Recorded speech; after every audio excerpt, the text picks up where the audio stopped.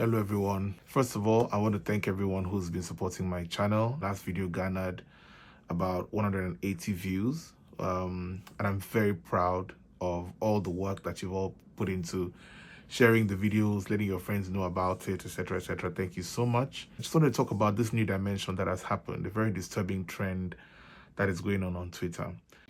Twitter has always been at the cutting edge of freedom of speech, which means that people on Twitter seem more able to express themselves without fear of repercussion or consequence. That's a good thing in many regards.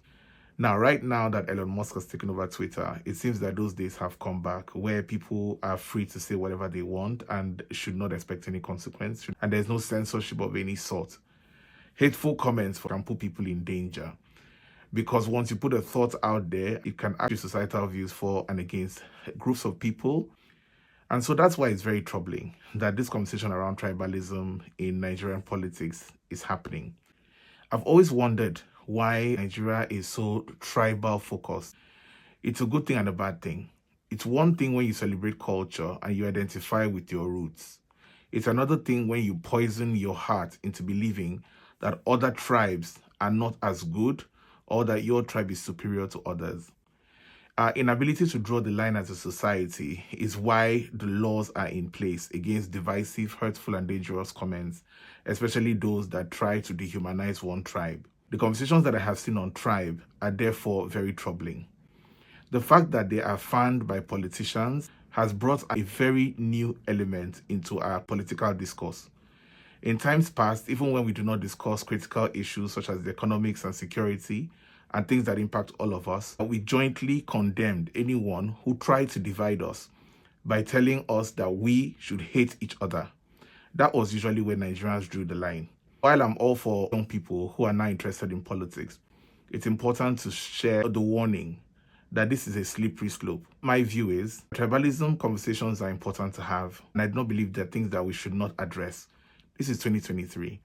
We have addressed marital issues, domestic violence, sexuality, religion. Why can we not address tribe? And as such, in that vein, I'm happy that these conversations are happening.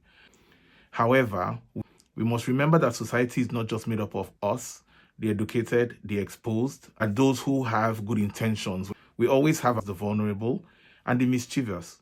We have those who weaponize our thoughts. That is what we must be careful not to do. We must remember that there are people out there who are, to put it nicely, unbalanced. And if they take these things to heart, they are likely to act on it. You cannot blame them when they put your words into action, and there's a number of them doing it as a pattern. And that is where the real danger begins. And so please de-escalate the conversation. Condemn it wherever you find it.